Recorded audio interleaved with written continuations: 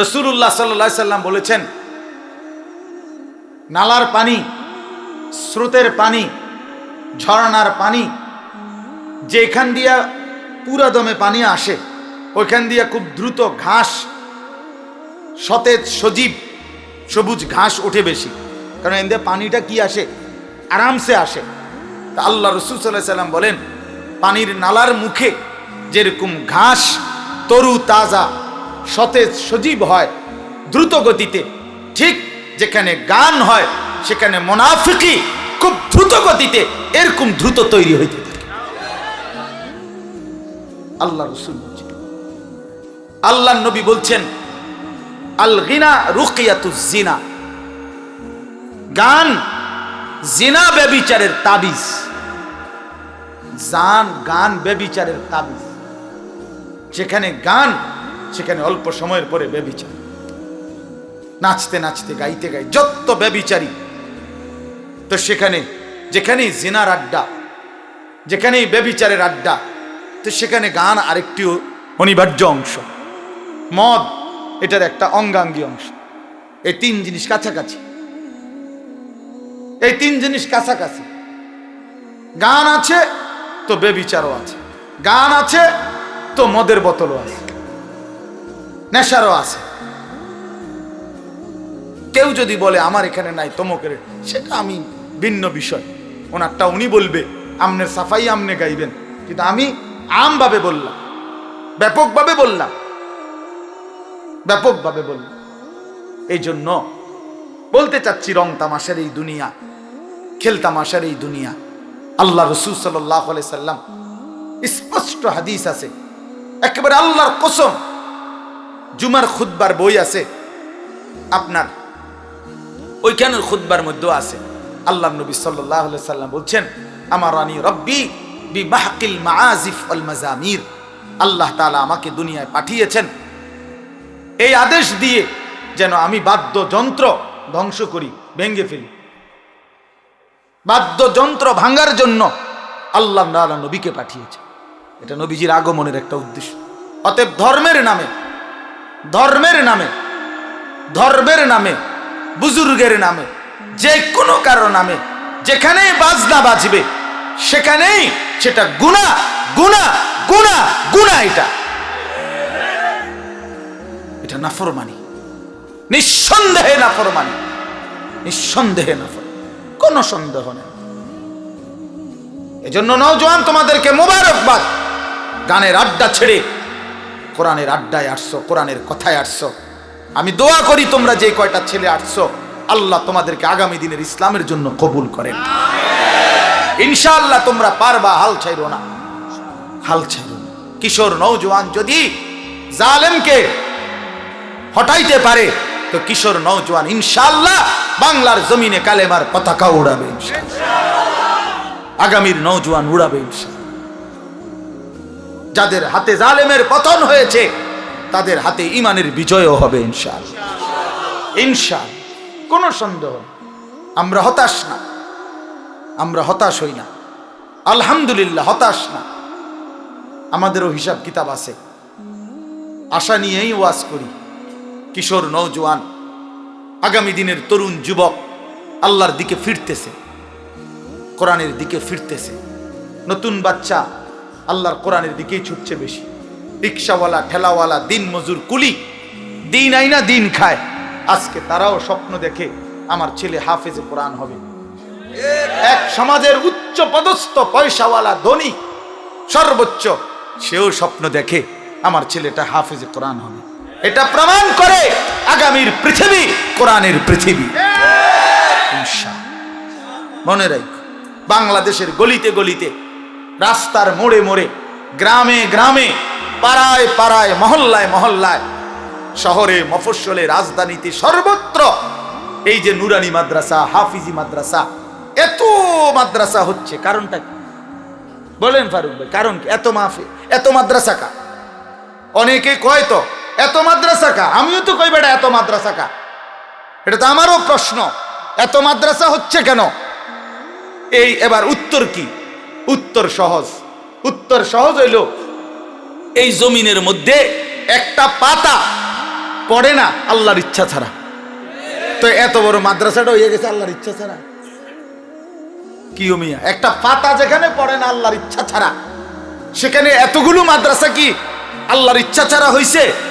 তা না, আল্লাহ তাআলা এটাই বুঝাইতে চাইছে, আমি উম্মতের গলিতে গলিতে, আমার বান্দার গলিতে গলিতে আমি কোরআনের ঘর চালু করে দিলাম, যেন আমার বান্দা প্রতিটা মোড়ে মোড়ে, গলিতে গলিতে, রাস্তার কোনায় কোনায়, চতুর্দিকে যেন আমার বান্দার সন্তানরা আল্লাহর কোরআন পড়ে আল্লাহর কোরআনের হাফেজ হয়।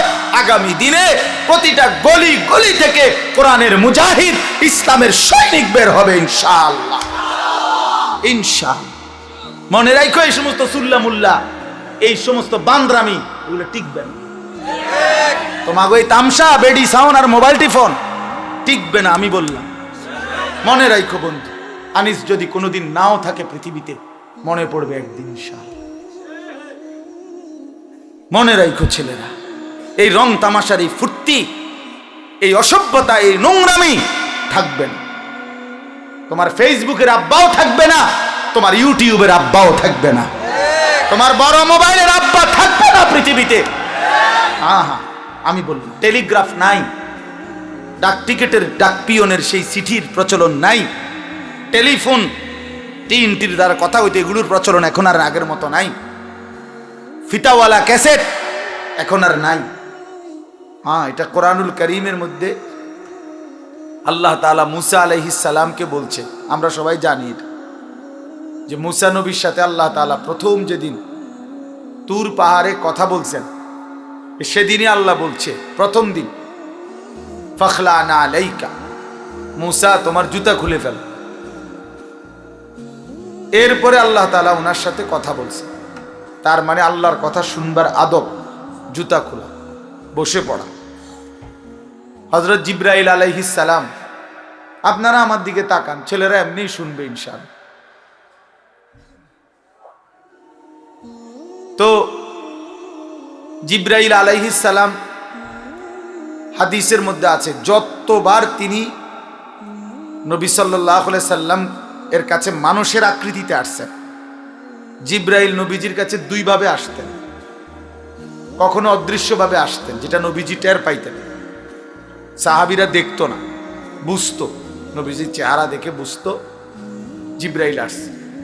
নবী সাল্লাল্লাহু আলাইহি সাল্লামের হালাত, চেহারার রং বদলাই যেত, রক্তিম লাল হয়ে যাইত, পবিত্র চেহারা থেকে ঘাম ঝরত, এবং নবীজি সাল্লাল্লাহু আলাইহি সাল্লামের নাকের কাছে, মুখের কাছে মৌমাছির গুনগুনে আওয়াজ শোনা যাইত। সাহাবীরা বুঝতেন জিবরাইল আসছে, কোরআন নাজিল করছে। তো এটা ছিল একটা। আর কখনো কখনো জিবরাইল আলাইহিস সালাম সরাসরি মানুষের আকৃতি ধরে নবীজির কাছে আসতেন। এই মানুষের আকৃতি ধরে যখন আসতেন, তখন তিনি নবীজির সাথে যে কথা বলতেন, বসে কথা বলতেন আদবের সাথে। নবীজি সাল্লাল্লাহু আলাইহি সাল্লামের সামনে একবারে নামাজের হালাতের মতো বসতেন। নবী সাল্লাল্লাহু আলাইহি সাল্লামের দুই হাঁটু মোবারকের সাথে হাঁটু মুখোমুখি করে জিবরাইল বসতেন, বুক বরাবর, হাঁটু বরাবর, চোখ বরাবর। মনে করেন আমার এই দুই হাঁটু বরাবর যদি ওইদিকে কেউ বসে আমার মুখোমুখি, তাহলে হাঁটু যেমন বরাবর, তো বুকও তো বরাবর, চোখও তো বরাবর, ঠিক না? এতে তাওয়াজ্জু বেশি হয়, এতে ফায়দা বেশি হয়, উপকার বেশি হয়, চোখের সাংঘাতিক পাওয়ার, নজরের বরকত হয়। এই কারণে এই দুইটা কথা মিলাইয়া বললাম। একটা হলো আল্লাহর কথা শুনতে বসতে হয়, জুতা খুলতে হয়। এজন্য দাঁড়াইয়া আল্লাহর কথা শোনা আদব না।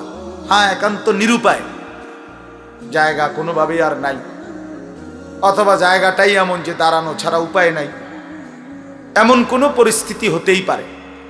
তো সেটা তো বিশেষ কারণ, তার জন্য দাঁড়ায় থাকলে অন্য বিষয়।